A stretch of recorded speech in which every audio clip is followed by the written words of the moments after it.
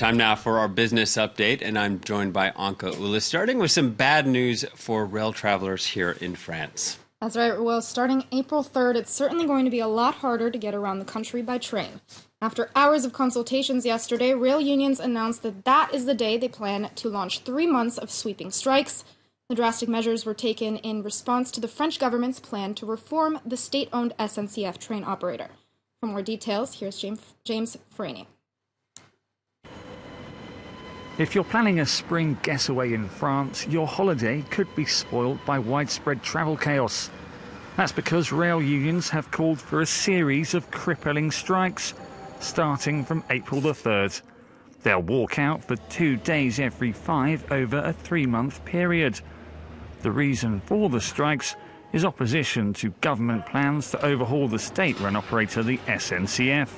More foreign competition on the tracks, axing some staff perks, hiking the retirement age, and no more jobs for life. Management say it's a case of reform or die. Maintaining the status quo at the SNCF, faced with an opening up to competition, would be simply fatal. Unions believe the government eventually plans to privatise the French railways. Ministers deny that, but the changes come at a time when President Emmanuel Macron is trying to shake up the country's economy.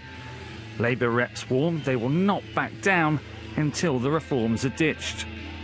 Many French governments have tried and failed to take on the rail unions in the past.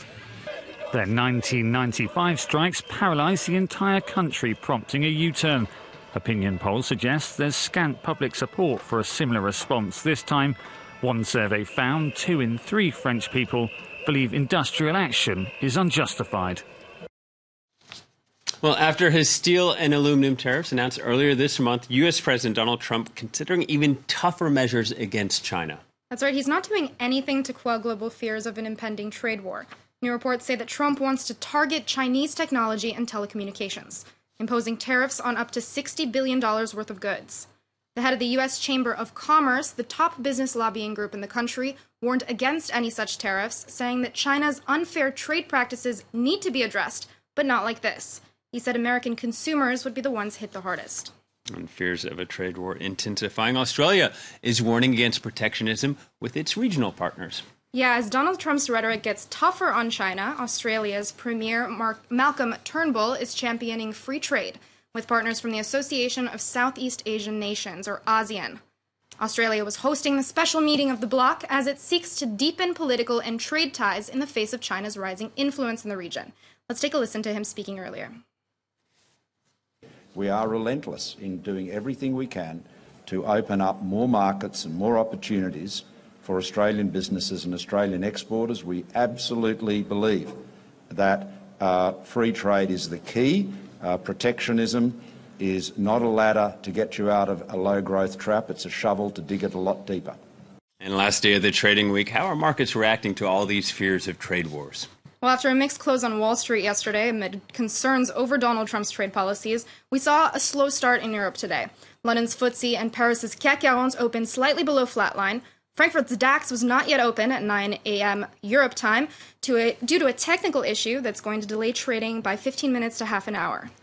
Asian markets mostly fell on Friday. Tokyo's Nikkei was hit by a strong yen. It closed the session down 0.6%.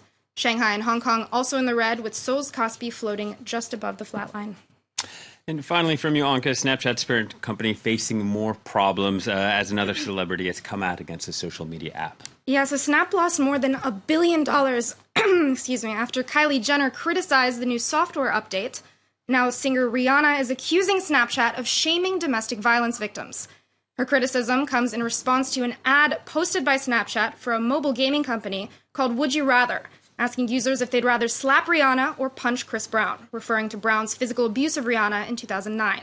Rihanna responded on Instagram yesterday, saying the ad, quote, intentionally brings shame to domestic violence victims. Snapchat said the ad was posted in error and has since been removed. But shares in the company dropped up to 5% in Thursday trading. Inappropriate. Anytime you play Would You Rather, it should be harmless and not disparaging at all. Yeah. Anka Ula with a roundup of the business